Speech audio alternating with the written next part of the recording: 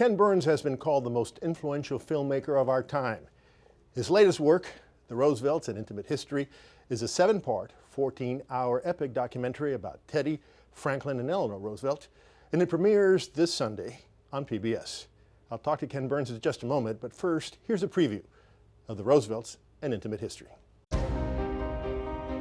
Their struggles defined them. He didn't dare slow down. There were demons. Their courage defined our nation. You just had a sense this guy can do it. Before they were history, they were family. All of the Roosevelts were wounded people.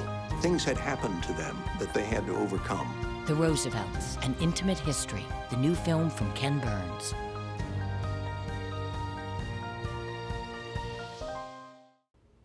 Ken, welcome. Thank you. Now, Ken, with the possible exception of the Kennedys, I think it's safe to say that the Roosevelts have been more extensively chronicled than any other American family. That's true. So why did you decide to do this 14-hour? The key is the word family.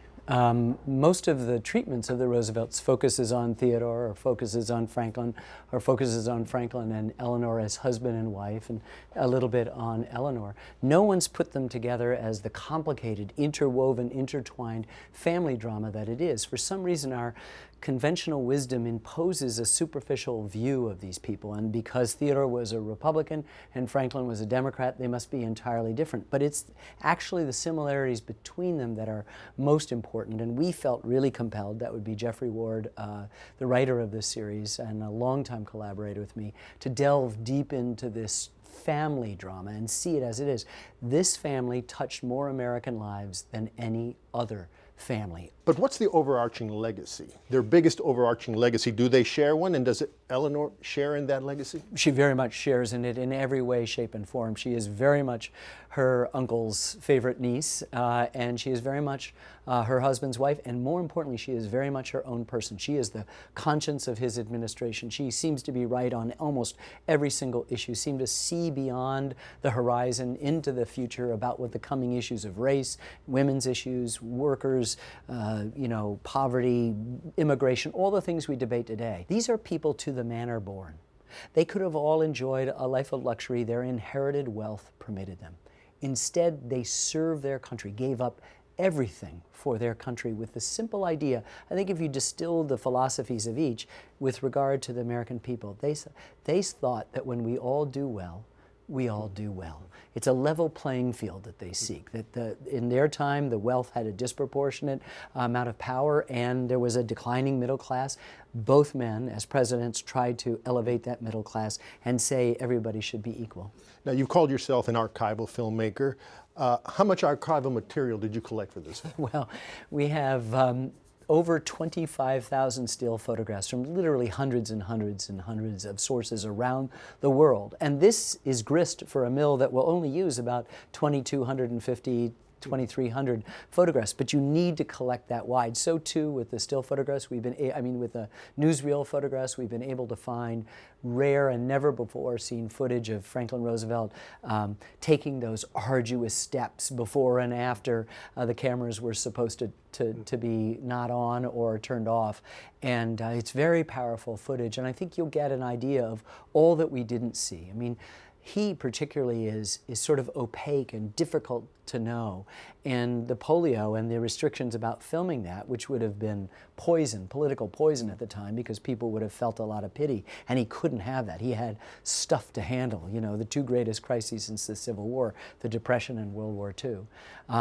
It's a great detective work. We spend the many years mostly doing the deep dive for that material. The Roosevelt family came to New York in the 1600s, when it was still called New Amsterdam. Exactly. And as Teddy Roosevelt wrote, and you quote him in your film, generation after generation of Roosevelts were born in Manhattan Island. How much did the New York factor affect the lives and the development of these three Roosevelts? It's huge. It's huge. You have to think that by the time that Theodore Roosevelt's father, Theodore Sr., reaches maturity, the Roosevelts have been in the United States for 200 years. This is old wealth. It comes from plate glass windows and Manhattan real estate and West Indian sugar, all sorts of things. And most of them are just living off that. But he, the senior, had a troublesome conscience, he said, and so devoted himself 2 or 3 days a week to helping others. He helped found the Museum of Natural History. He's helping newsboys and various orphanages and charities. And his son breathes that in. And Theodore's niece, Eleanor, breathes that in. And Franklin has inherited that too from his father, who is very civic-minded in that way. It's interesting that they are Manhattanites to the core, and yet they are identified for where they had their summer homes.